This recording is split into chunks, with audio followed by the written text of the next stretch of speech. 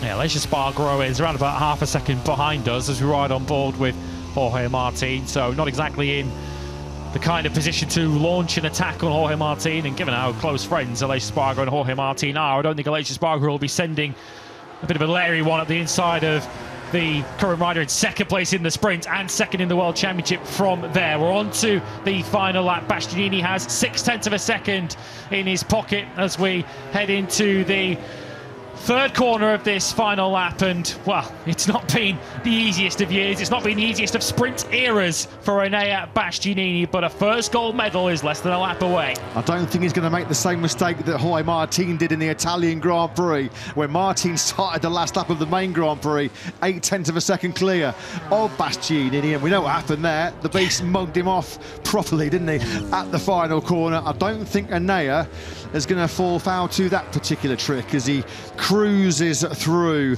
Luffield. He'll approach the high speed, the breathtaking fifth gear, 225 kilometres an hour Woodcote corner.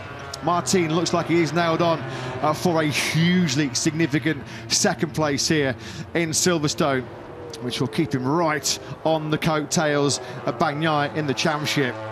Pecco Bagnaia owes the beast big time here, doesn't he? Because this victory, this first success in the sprint era for Enea Bastianini is going to keep Bagnaia by a whisker at the top of the standings. And it just goes to show, doesn't it, what a difference qualifying makes to Enea Bastianini. Said yesterday, if I'm in the top three at the end of the first lap, I can win from there, and he's been true to his word. He's just got Stowe Corner, Vale and Club to go before a first ever sprint win. Yeah, you can't see him fluffing his lines from this point. Into Stowe Corner he goes, safely through turn 15. He drops down through the fourth gear Vale section, hard on the brakes into 16. This is where we lost Marc Marquez out of fourth place in a sprint that has seen Pecco Bagnaia and Marc Marquez throw away crucial World Championship points. It is the beast who is great in Britain. Enea Bastianini wins the Tissot sprint here at Silverstone by just over a second. That first victory in the sprint era for the Italian somehow keeps Pecco Bagnaia at the top of the World Championship, despite the Italian crashing out of fourth place on the very lap after he just set the best lap of the sprint. Lead singer of the Kooks, the band, of course, who are performing on the main stage here at the British Grand Prix, waves the checkered flag. Jorge Martin then does take second from fourth place. He did so much of the front running in that sprint, as he so often does. Denied, though, a 14th Saturday success by the beast. Aleix Espargaro wasn't able to repeat his heroics of the record-breaking pole this morning, although he is there in a hard-fought third place. Brad Binder comes through to fourth. There was a couple of big scares in that sprint for Binder after almost wiping out Pecco Bagnaia, and then the contact there straight after with Acosta. He took the checkered flag fourth, Acosta fifth. Points for Alex Marquez, Miller, Vinales and the Gian Antonio. Good ride that by Digia to take ninth place despite a long lap for exceeding track limits, but plenty to contemplate. Food for thought for Bagnaia and Marquez, two of our top three going into that sprint in the World Championship, not seeing the checkered flag.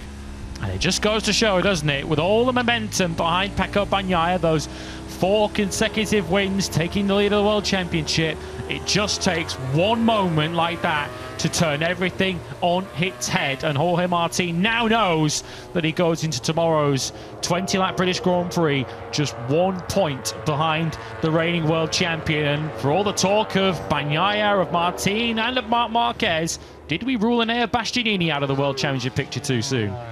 That's a 5th DNF of the season across sprints and Grand Prix for Bagnaia. He'll feel that's already 5 too many at this stage of the campaign.